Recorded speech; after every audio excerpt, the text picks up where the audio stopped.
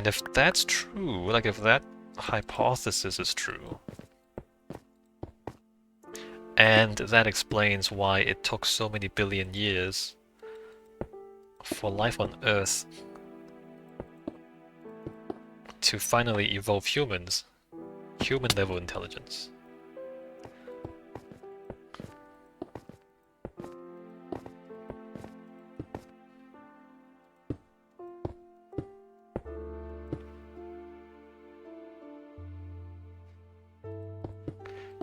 Just trying to think, why would it...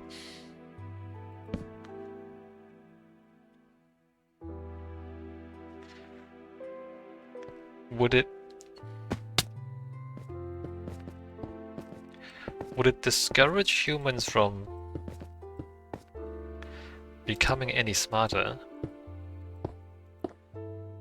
if we could just get off the planet and move somewhere else? If we like...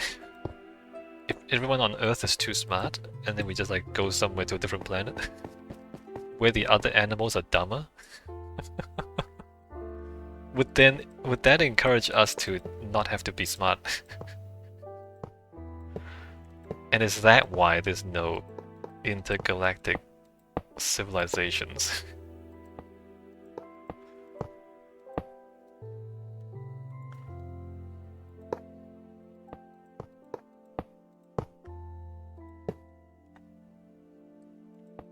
Because there is this argument where once you've solved all your problems, then you just stop getting smarter because you don't have any more problems.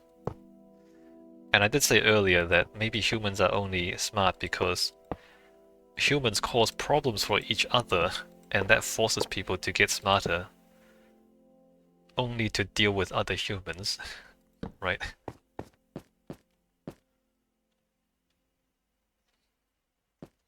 And so if we solve all our existing problems, and we stop making new problems for each other, then we just stop getting any smarter.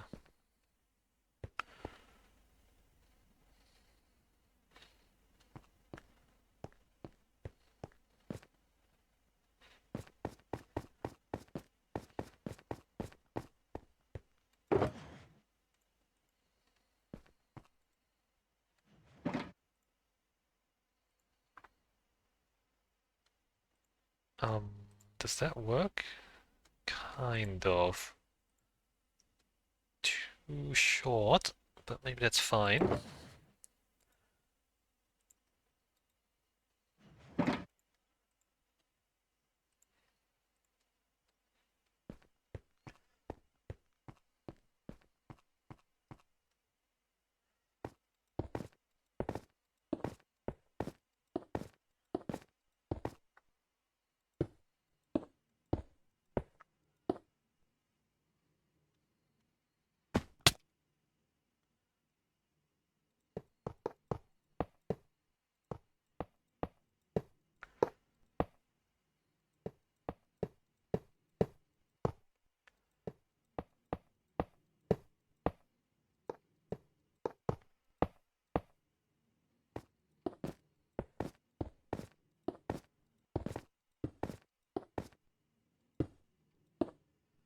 Like imagine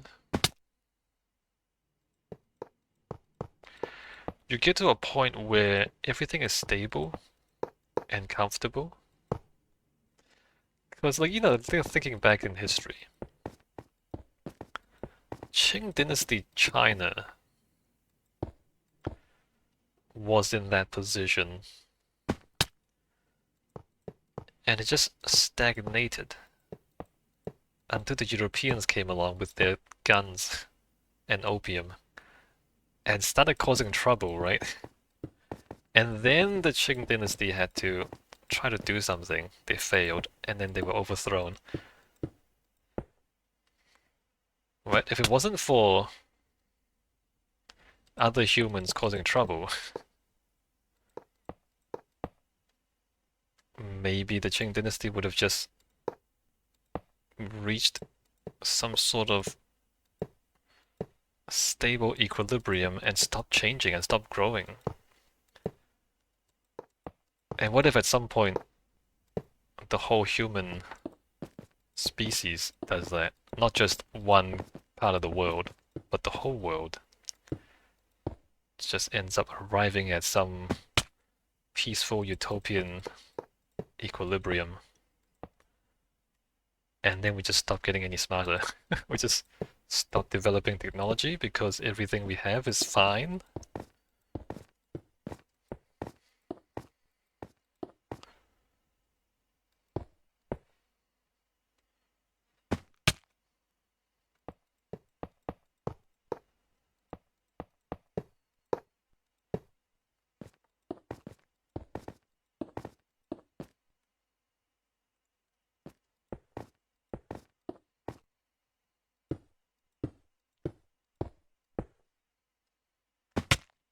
The Chinese like to say that, oh, we never tried to colonize anyone else.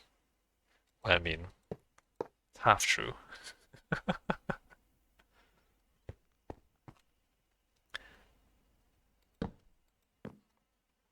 But we haven't been very aggressive about it at any point in history. A long time ago,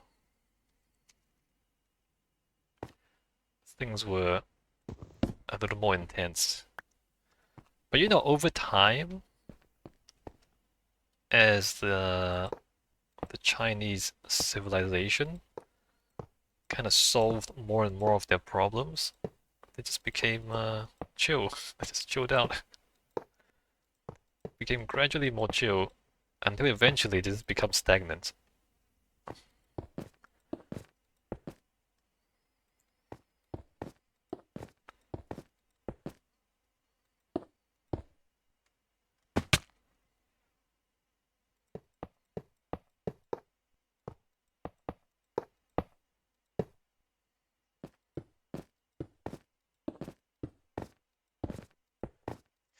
Like, you know, what I'm trying to get at is maybe there's like again, this unusual combination of evolutionary pressures. Like, maybe there are some planets where it's very easy for life to evolve, but because life is so easy, there's no pressure to become smart. You see what I mean?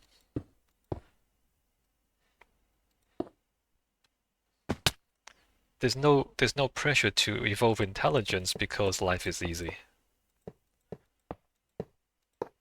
And then on the other side, there are planets where it's too difficult for life to evolve, and so there's just no life. And so maybe Earth is this strange coincidence where it's easy enough for life to evolve, but also difficult enough that life has to do clever things to survive. And so we evolve intelligence.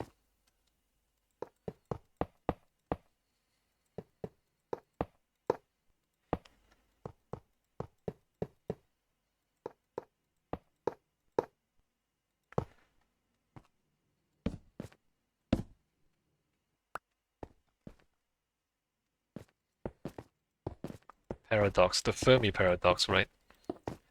The Fermi paradox is if there are so many planets, and if life is not unusual, which we don't really know yet, we haven't actually found life on other planets yet, but we might be close. But if life is not unusual, which it shouldn't be because like the chemistry is not that unusual, then how come we haven't met the aliens? That's basically the Fermi paradox. But maybe we haven't met the aliens because life is not that uncommon. But the conditions for intelligence is uncommon.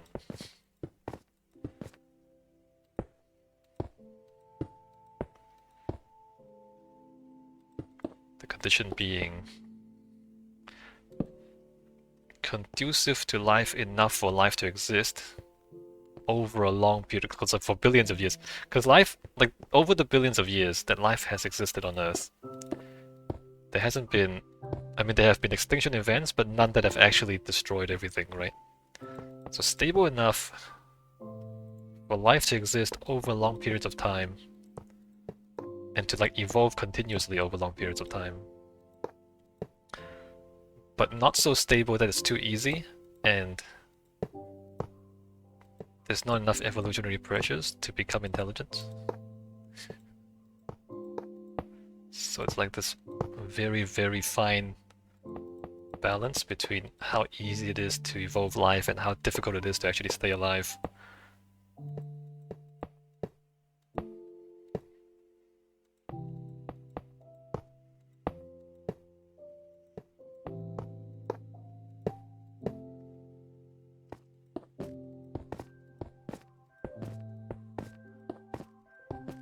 Two, three, four. Okay, so I need more chorus. How much time do I have? Another 40 something minutes. I will go and pick up some chorus. Alright, let me just grab the box. Run downstairs real quick.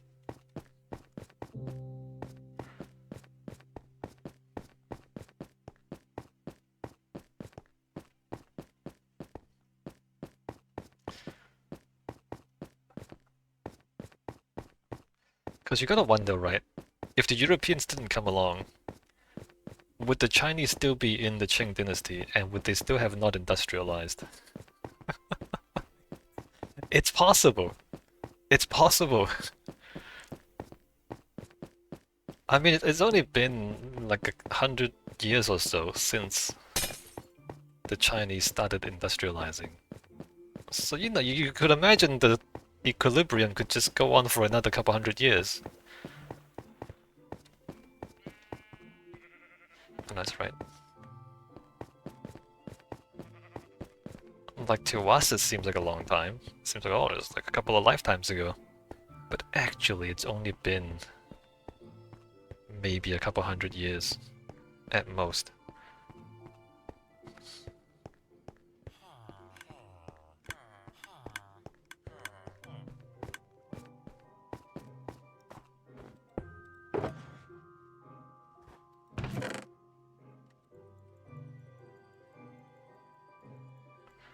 And things like the Roman Empire. Or maybe the Roman Empire actually caused civilization to stagnate.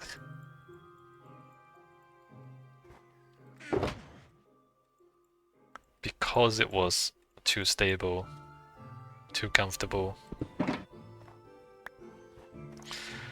Because every empire eventually fails because its enemies or its competitors overtake it. Kind of. I wonder if I'm like trapping myself in a tautology. But if there were no competitors, then it would just continue as it is.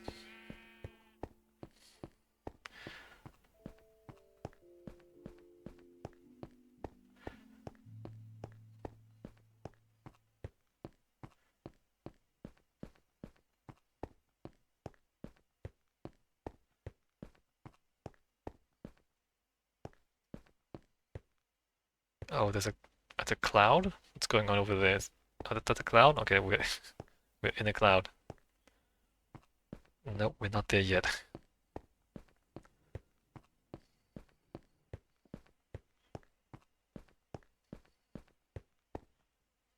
No, we're not there yet. Hey, we've built this tower pretty high up, huh? Oh, we're here. Put this down. Look how big my tower is. Do I need more of those? I don't think so, but... do I need more of those?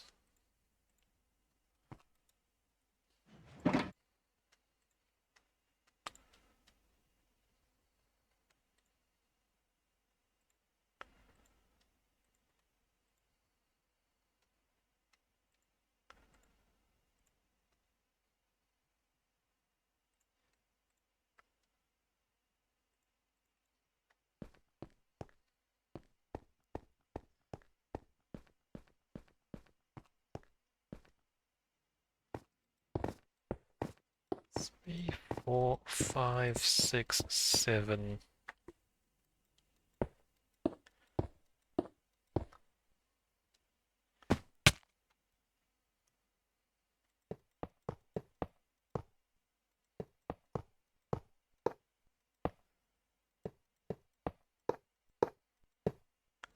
Because the way evolution works, right? Like, how do diseases evolve? How do antibiotic resistance evolve in diseases? Is if you take antibiotics a little bit, but not enough to kill everything. So you kill some of them, but not all of them. And the survivors then get to reproduce. And those survivors will have more immunity to the antibiotic, or more resistance to the antibiotic, than those that were killed. So the way evolution works is you have to you have to put them through a bit of hardship, right? You have to put them through a difficult position. Not difficult enough to kill all of them, but difficult enough to kill most of them, which then forces them to change, to adapt, but not die out.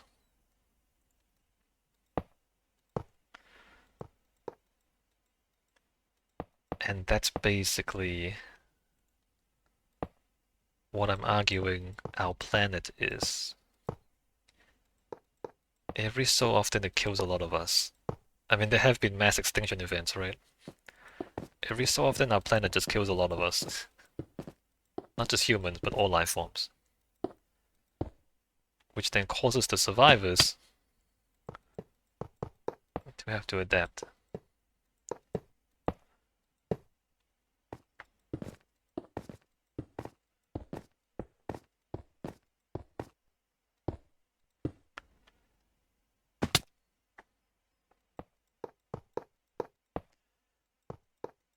Harsh enough, but not too harsh.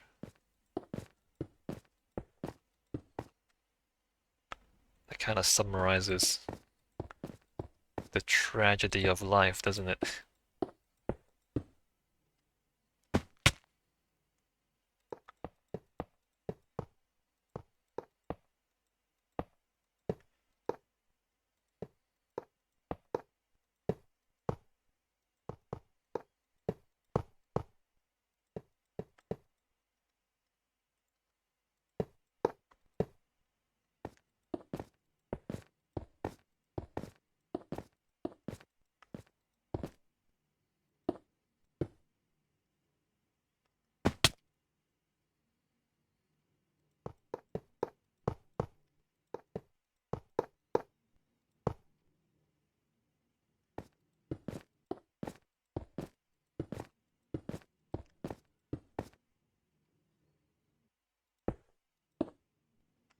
So I haven't actually thought about what to build at the top of this tower. Obviously, there's going to be a platform right at the height limit. But maybe we should build something a little bit special at the top of the tower, right? And maybe it shouldn't all be pauper. Maybe we should use a different material just to, have a little something special at the very top.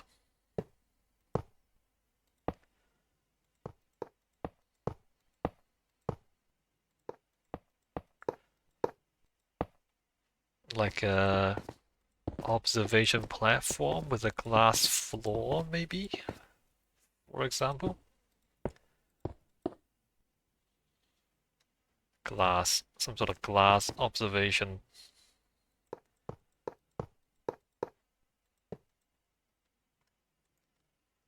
Not that you can observe very much because the view distance doesn't reach the ground. Kind of just looking at nothing. A whole lot of nothing.